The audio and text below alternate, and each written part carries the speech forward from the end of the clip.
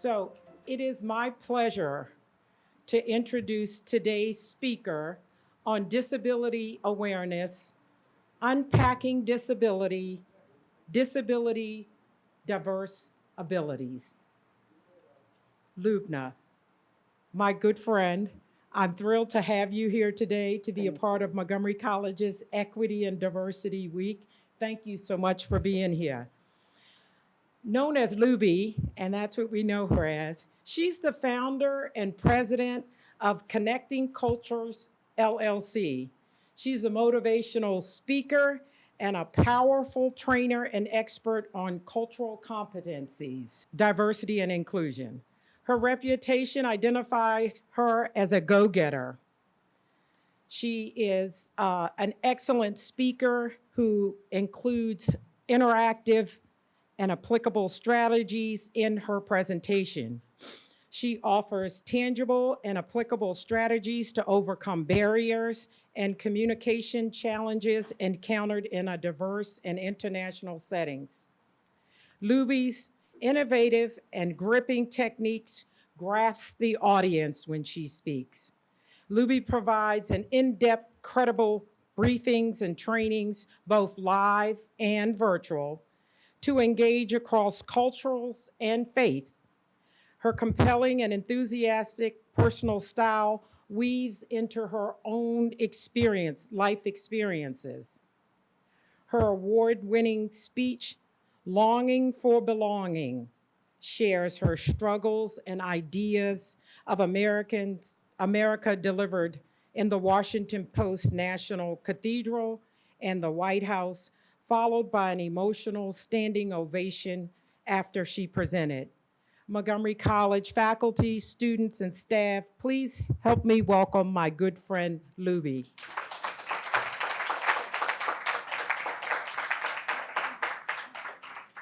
Thank you for that warm welcome. And my pleasure and honor is to be here because Montgomery College is on the map for being the #1 community college in the whole United States. And I can say, you are in my neighborhood, that I am a Marylander for 30 years. So thank you. My name in Egypt, which is the country of my origin, is Lubna Muhammad Abdulrahim Ismail. But it got reduced growing up in the South to one word, Luby, which sounds very close to the word green beans in Arabic. So when I go to Egypt, they laugh when they hear me say, my name is Luby. They say, what? Green beans. So you can call me Lubna, you can call me Luby, but I'm really glad to be with you all today. I want to give you a Surgeon General warning. Disability and people with disabilities is diverse. I am not the spokesperson for the millions of people and over 1 billion people in the world with a range of disabilities to share with you today. I'm sharing with you my perspective, my lived experience, my knowledge, but it's mine. I'm not the spokesperson. And many of you could be up here today sharing your own knowledge and your experience. So with that, let's get started. Disability to diverse abilities. Notice I say abilities, because too often people want to say, oh, just one ability, when there are many. So I want to begin with what I think is the greatest barrier. Everybody think about yourselves. What is, you can close your eyes or you can think about, what do you know are some of the common stereotypes? When somebody thinks you should act or look a certain way based on a certain aspect of your identity. And he mentioned about if you're a woman that you must like pink. What's one stereotype about a person with a disability? What's one? If you're disabled, you can't do things. You can't do things. Yes. Any others? I'm sure many of you know because of based on your own experience.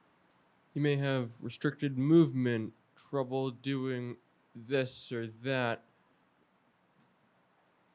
Like, you may be restricted to a cane, a walker, wheelchair, something like that. Or you may have a service animal. Right. So because of your restricted movement, that they assume that you may not be able to be even in college, right? Okay. All right, let's go to, let me tell you about some of the stereotypes that I know that I face. Let's go to the first slide. Oh, these are my objectives. I went straight to my barriers.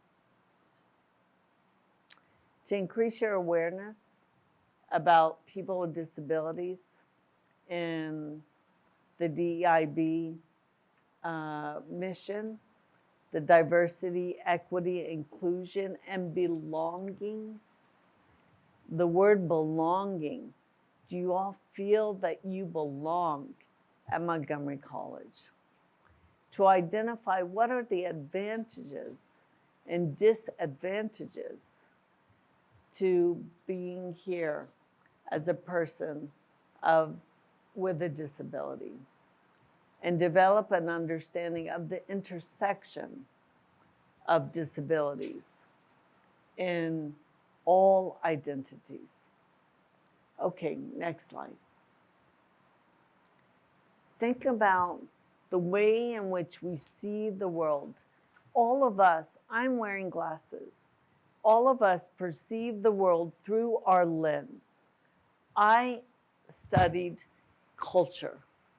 And so based on your lens, your cultural lens, you define what's good, what's bad, what's right, what's wrong, what's correct, incorrect.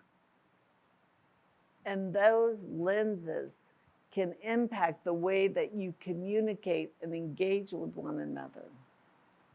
This quote, "We don't see things the way that they are, but we see things the way that we are," by Anais Nin, right? So much of how we are. And too often we say, I need to understand those people, but first we need to understand how I am, how you are. Okay, let's go to the next slide. So what are some of the stereotypes? Can't work. You're deficient. Unreliable, that this person will not be able to show up. You're going to be really absent from class or from work. You're going to hold back the team if you're on, you can't travel, you can't drive, you can't get to places. You're definitely not going to be a part of our team or engage in our physical activities. What I say is the big letter C is across our chest. Can't.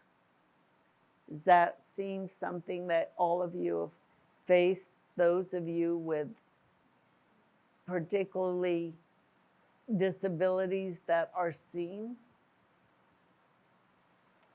Next slide. Yet, I'm none of these. I am a businesswoman, my company Connecting Cultures, helping people understand how to engage across cultures. I went to the American University right here in Washington, D.C. I'm a Muslim. I don't know if anybody else here may be a Muslim. I used to be a softball pitcher. Anybody here play softball? I'm passionate. You are. I'm passionate about interfaith dialogue. And I too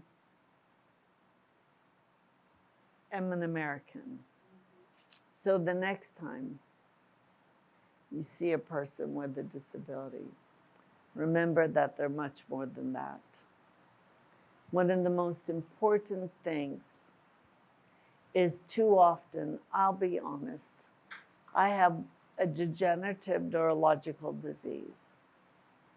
At first, it was a cane, then it was a walker, then it was a wheelchair, and now it's this power chair. In the beginning, people couldn't see my numbness in my toes and in my feet.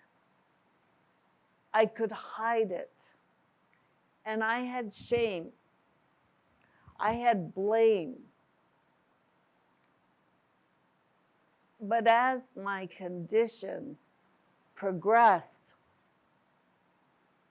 people saw it. And they didn't look at me.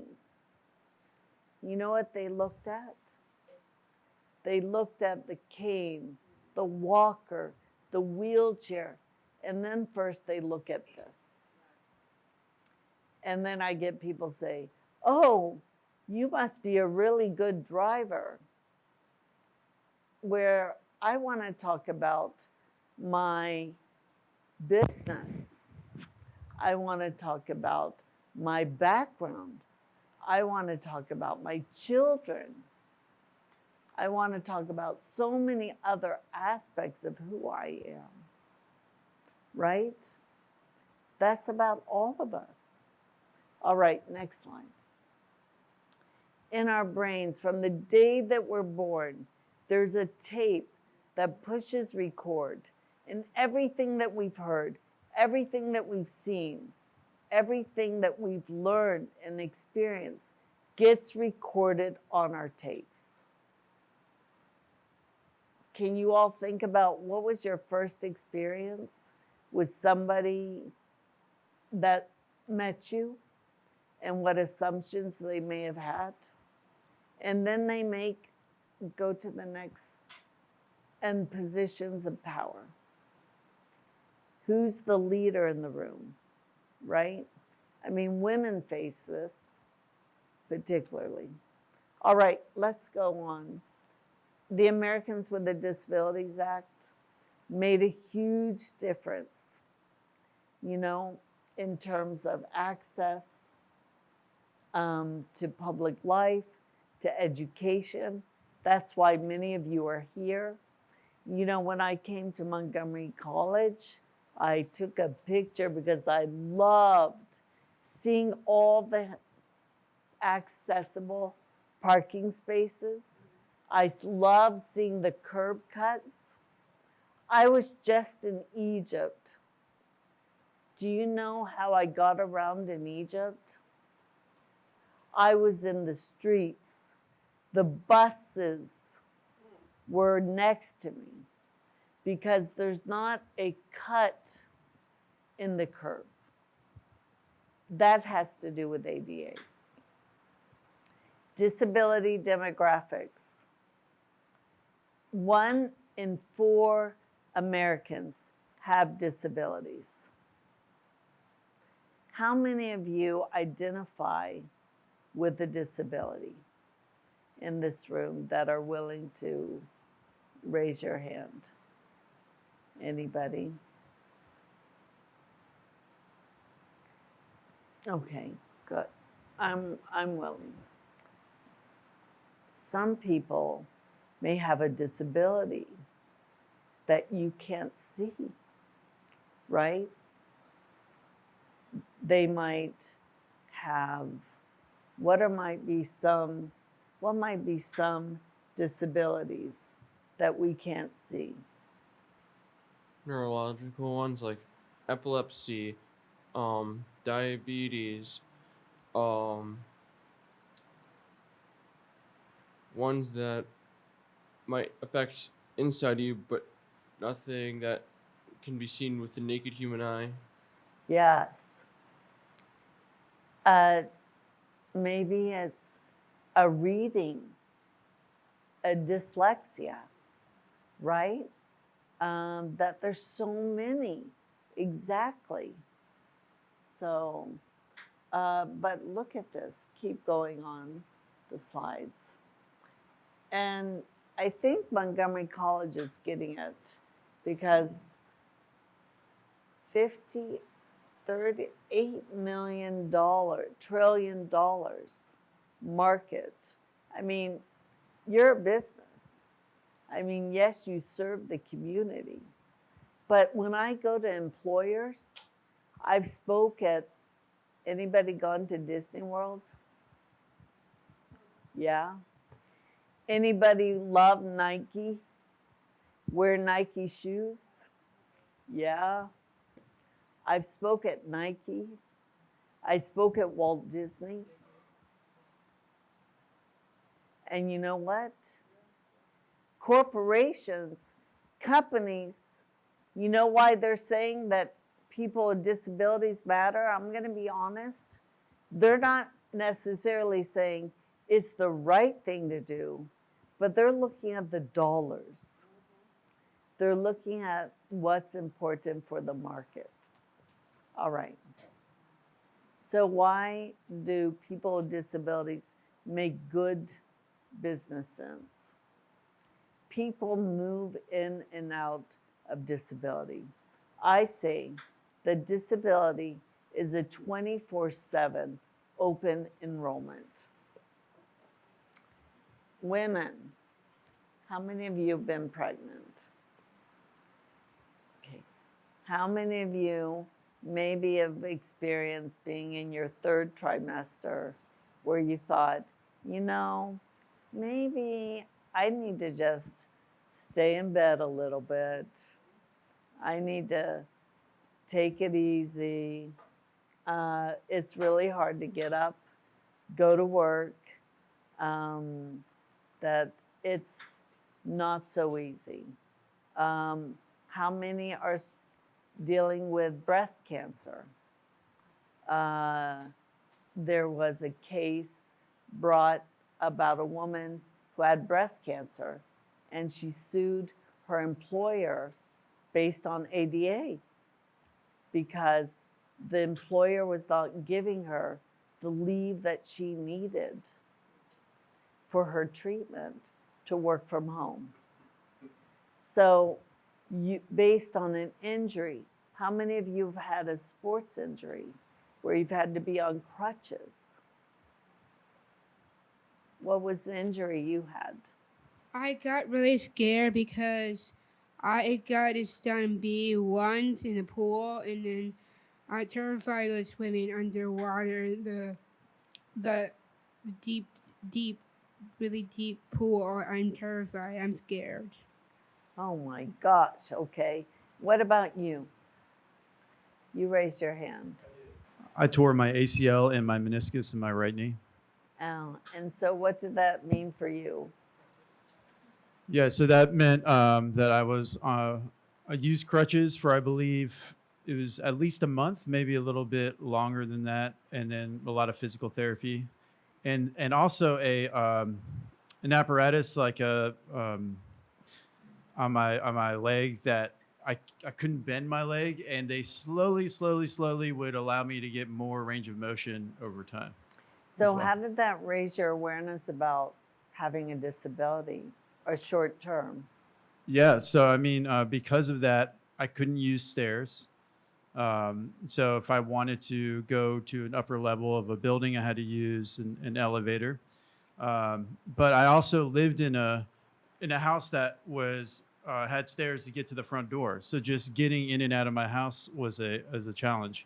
I couldn't drive either, so I had to call on a friend every time I wanted to go anywhere. If I needed to go to the grocery store, so I really depended on other people a lot during that time. Right. So, I mean, right there. So, being able to know, thank you for sharing. So, again, one of the ways in which people with COVID, you know, where people with disabilities have found great advocates and using ADA has been those suffering from long COVID because they are dealing with disabilities, a range of them. Okay, let's keep moving. The disability community is diverse, college educated, cognitive, developmental disabilities, mental illness, the aging baby boomers. You know what a baby boomer is? What's a baby boomer? Baby boomers in the room, tell us. Yes. A baby boomer is somebody born before 1965. Yes. And I'm going to tell you, I'm proud to let y'all know that my birthday was yesterday. And, oh, thank you. And I was born April 10th, 1962. So I just turned 61 years old. So I'm a baby boomer. So I am facing not only living with multiple sclerosis, a chronic illness, but also with aging. And that really changes and shifts my sense of what it means to identify. Keep on.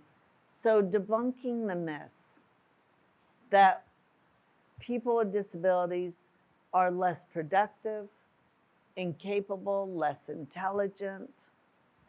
I know as a woman, when I would go into the gym and I get this, you're amazing.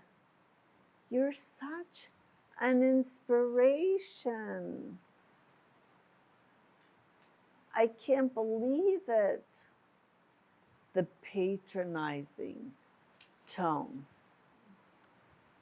That what are people's tapes telling them? They infantilize. They treat us like we're children. What do we want to be treated as? We want to be treated like we're adults. Costly accommodations. Most accommodations cost $0. All right. We're not all the same. Okay, keep going. So let me tell you my story. These are some of my pictures. Anybody know about September 11th? Y'all are too young. Some of you know? Yes? Yes? All right, you're raising your hand. Tell me about what happened. Yeah, that shooting thing. September 11th. September 11th. The Twin Towers. Yeah. Yeah, tell me what happened. Yeah, like when Let's hear. terrorists like flew 2 Let's hear. airplanes into the World Trade Center. Okay, yes. Is that the day the 2 planes like crashed into the Twin Towers and like Yes. everyone who was like working both in the Twin Towers I think they like died and like they never like recovered. Yes. So after 9/11, the crash, there was an immediate backlash. Immediate backlash, meaning what? Attacks on Muslims. And remember, I told you I'm a Muslim. And also on the Sikh Americans who wear typically the turbans and have long beards. And I thought I would be out of business, that nobody would call on me. But I got a call from the Department of Justice, and they said, "We need you." I said, "What do you need?"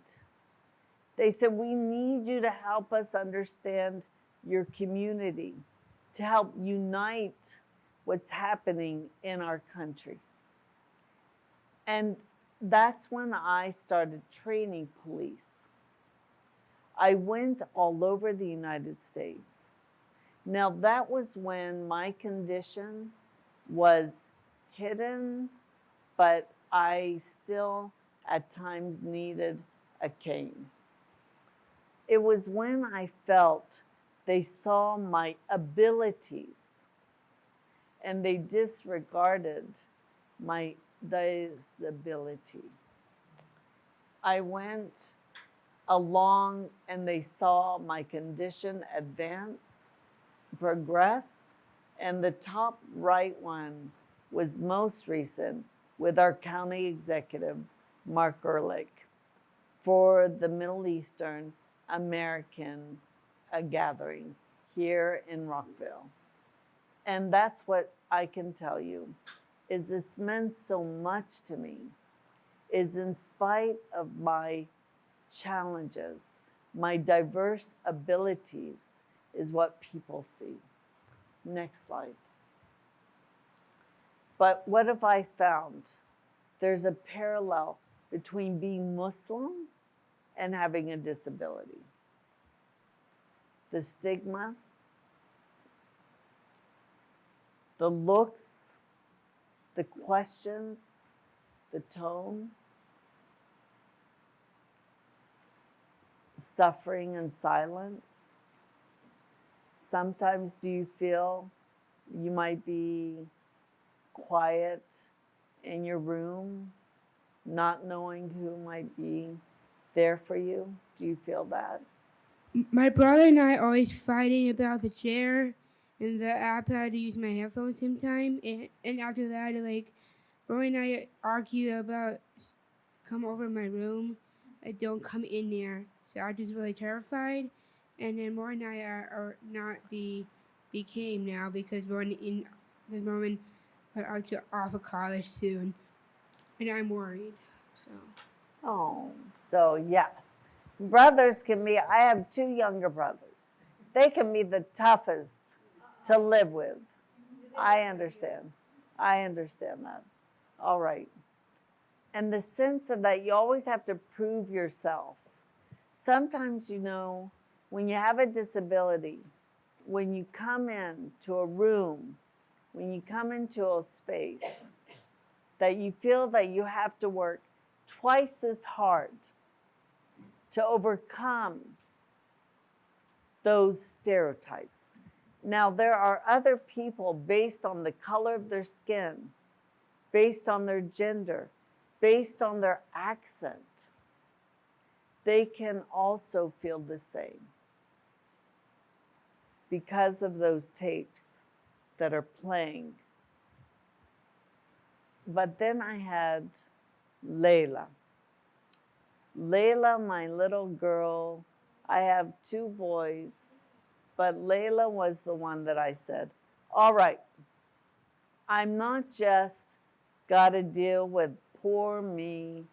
I can't walk anymore. I've got to adjust. I've got to do my adaptation. So I started something based on what Layla said. So I'm going to deliver a speech that I gave inspired by Layla. It's called my longing for belonging.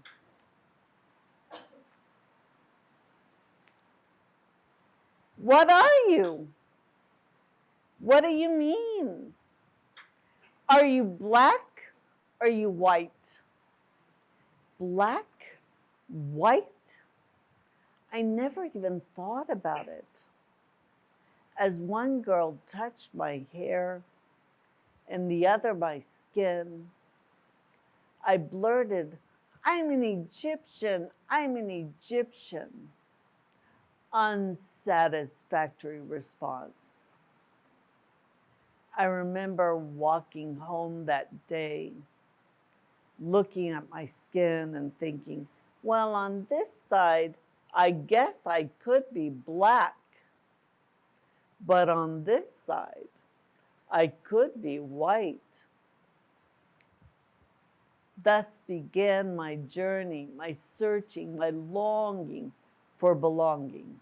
Because you see, in 1968, there were only 2 boxes to check.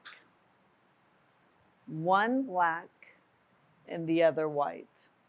And here I was, this brown girl with 2 black ponytails. 1978, my parents took me on a plane across the Atlantic Ocean to the country of their birth, Egypt. You'll never imagine. I looked around, everybody looked like me. Or rather, I looked like everybody else. When I said my name, Lubna Muhammad Abdurrahim Ismail, nobody stared, nobody glared. I thought I had found my place, my space, where I belong, until I spoke. You see, I speak Arabic with a long Southern American accent. And then the Egyptian said, what are you? I said, I'm an Egyptian, I'm an Egyptian. Unsatisfactory response. Then I said, oh no. I returned to the United States. I said, well, this is the country of my birth. This is the place that I belong. You know, I was born here. I grew up playing Miss Softball America. I even attended the American University. How much more American can you be? But one day I was attending the Islamic Center in Washington, D.C. after prayers. And you know, as a Muslim woman, when you pray, you cover your hair. And when we left the mosque, someone rolled down their window and they yelled, go back to where you belong. Where you belong. But I belong here. Again, my searching, my longing for belonging continued.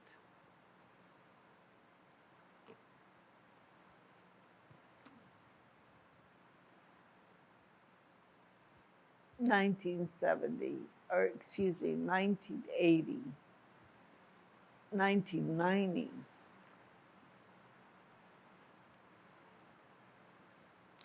2004. I'm moving along. I had my daughter Layla. And I knew I wanted to keep on belonging. And so I joined a running team with her. My longing to keep belonging. But as the fields were too muddy and the soil too soft, the other mothers and daughters ran ahead as while I lagged behind. Layla turned back to me. And you know what Layla said? She said, "Mommy, it's okay. You don't run with your legs. You run with your heart." Heart. We all have one.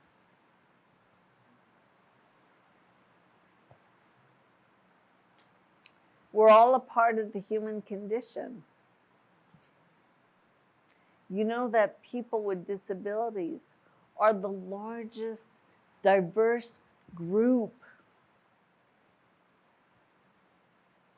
It crosses all identities. And when we walk with heart, talk with heart, listen with heart, might we live with heart, then can't we all belong? So that's the wisdom that little Layla gave to me, is that heart. And through every single one of us, it's your stories that can shift and change the stereotypes, because that moves people's hearts. So with that, I want to pause and open up. These are some other photos, but I want to say I've always been able to keep on. I've learned from people with disabilities. We'll show you some. I've traveled to Egypt. We can keep some pictures. I've gone to Saudi Arabia, England, Singapore, Mexico, Peru. Things that I never thought possible. Keep going. I've learned that being a person with a disability, it connects me to much more people, because honestly, I was at first always saying, I'm an American Muslim. I'm an Arab American. But you know what? That limited me. Because when I say I'm a person with a disability, it opens me to a much wider, diverse group of people across color, across race, across amazing histories. Next slide. Anybody hear about Judy Heumann? Yeah. So Judy Heumann, she was instrumental in passing ADA law. She just died at age 75. She fought. You know what she did? She was told, because she was in a wheelchair, she couldn't go to school, to kindergarten. She was a fire hazard. You know what Judy and our family said? We're going to take you to court. and they won. And then there were buses. She got in the streets of New York and she fought and took them to court. Judy Heumann is a giant in the accessibility. All of us wouldn't be here without her. I've learned from Judy and from countless others that I can. The can't is the can. I can work, I can learn, I can travel. And you know, because of my condition, my paralysis continues. So now I'm learning how to use audio to type, audio to text. I'm learning how to, I've been driving with hand controls for many years, but even that's getting harder. But adapting to change. Who doesn't want a person with a disability who can navigate through changes, who can be able to learn and is a solution seeker? Okay, next slide.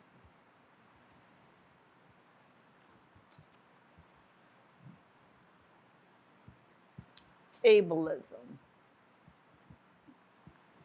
Anybody here know about what ableism is? Ableism is people's presumption that there's the pity that I got an ableist, I'll be honest, recently by someone. They said, if I could, I would do anything I could to help you get out of that chair. I'll pray for you, sister. And I'm thinking, you know what? I'm just fine in this chair. And this is my preference. I'm not wheelchair bound. I'm not sitting in a chair. I use a chair, just like you use a car to get to work, or you use a bus. You're using glasses to see more clearly. We don't look at you with glasses and say, you're disabled, because now it's become normal, right? So being able to think about how we adapt our presumptions. I don't know, has there been any training on including ableism as a part of the isms? I was saying that we've done a number of trainings around inclusive language, and I want to take a picture of this because we do not have a slide where we talk about ableism. And I would love to talk to you more about what that looks like in terms of training. Okay, great. Yes. So, okay, I want to stop here because it's the afternoon, you've had lunch, I'm putting you to sleep. So, everybody stand up for a moment. Stretch. Stretch, stretch, stretch, stretch. I know. All right. Questions? Okay. And I want you to ask me a question, that one of the questions that you may have about this topic, or about that you want to share. Because if we can go to the slide about being an ally. What's an ally? Some of you that have a disability, how can somebody be an ally to you? like I can say for me, being an ally is ask me what I need. Don't assume that you know better what I need. Ask, don't assume. Yes. An ally for me could be someone helping me with something, because they're telling me if this movie has flashing lights because I have epilepsy and I don't want to risk having a seizure. So, or this might be a seizure risk, so like stuff like that can be very helpful for my health and my well-being. Great. Okay, good. Thank you. So that's important for people to know. And maybe it is important for us to educate others, but also others need to educate themselves, right? To learn more. And not to think that it's about those people. Because remember, people with disabilities is the largest diverse group. I cannot say that enough. Okay. Yes. Other questions? Yes. Thank you. So the question I would ask is, what made you want to do this presentation? Yes. You know, I wanted to do it because I needed to move out of my, honestly, my shame. I was embarrassed. You'll see some of my earlier pictures when I was speaking, when I used a cane. The picture is taken. Guess where my cane is? It's behind me. I don't want people to see the cane in the picture. I need to include that picture there. Because why? Those stereotypes. Because I internalized them myself. So now I felt like I need to be authentically an advocate. No shame, no blame. And to move the pity to potential. Every single one of you that has a disability, that's what you're doing. You're showing your potential being here at Montgomery College. Because too often people think of pitying. Okay, what else? What's another question? How did the 9/11 attack affect you? Like, what were your feelings like when the 9/11 attack happened? The first thing I did, I was immediately in denial that it could be by Muslims. And because I thought of Oklahoma City. And I said, oh, they blame Muslims and it was a white man. And I was, truthfully, that was it. And I turned off radio. I turned off TV. I didn't want to be a part of it. But when I got that call from the Department of Justice to train police, I was scared. I was intimidated by police to talk about culture, to talk about Muslims, my faith. And you know what I did? I decided no matter what I said about the religion, they didn't believe me.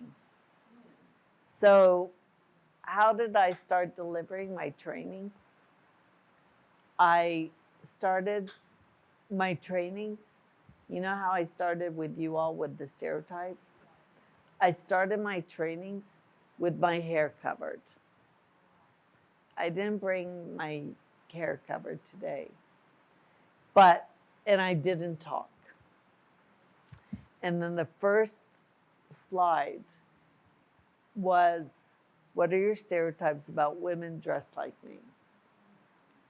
And what did they say? What are some stereotypes about women, Muslim women who cover their hair? Uneducated, oppressed, not from here, right? So that's what I did. I dealt, because again, the greatest barrier, I believe, if you're even a older white males,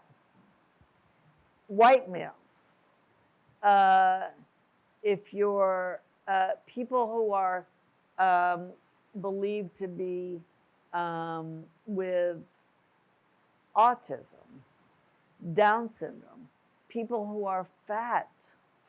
There's a lot of sizeism, if we want to call it, in this country. Every single group in this country and in the world has stereotypes. It doesn't discriminate. So that's what I did. So, as the instructor of this group, I have a question they ask me a lot, but nobody wants to ask. What do you do when people look at you and just tell you you can't? Because this is something this group deals with a lot, being told they can't when they can. So how do you deal with it when somebody tells you you can't? Well, I when I deal with the stereotype, I like to use it as an opportunity. I say, you know what? When I deal with that, I say, tell me if it's, I say, let me show you what I can do. Let me show you what I can do. And then I show them. That's why I paid extra money because the insurance didn't. I paid extra money to get this chair to go higher. You know why? Because come next to me. Yes. Because typically when people are speaking with me, because I do a lot of speaking, and if people are speaking with me, just the nonverbals, right, of someone standing, it's unspoken, but just when someone's talking to me and she's speaking she doesn't intend it, but she's coming and looking down to me. Now, here's what I would ask. If we're in a long conversation, I would ask, how about if you pull up a chair? Or get on your knees? But then you may not. But, but because I want to be able to get direct eye contact. Because that makes it a sense that we're equitable, we're equal. You need to educate others. That's what you do.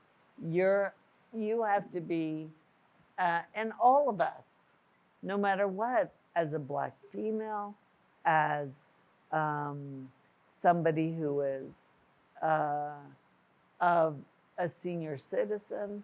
I mean, there's a lot of stereotypes with the aging baby boomers and assumptions about what they can or can't do. We all have to, yes. So one of the things that I heard you say, and I hope everyone else did too, is being able to speak up for yourself and say what you need. So as Ms. Ismail mentioned, when I talk to you, I'd like you to pull up a chair, right? So she could see you. And that is really important. I think oftentimes we don't vocalize what we need. And we've got to learn that. It's a lot of work to speak up for yourself when you've been marginalized. And I could teach a whole class on that, so we should do that. We're running close to our closing. If you would join me in giving my friend Luba a round of applause for today. Yes.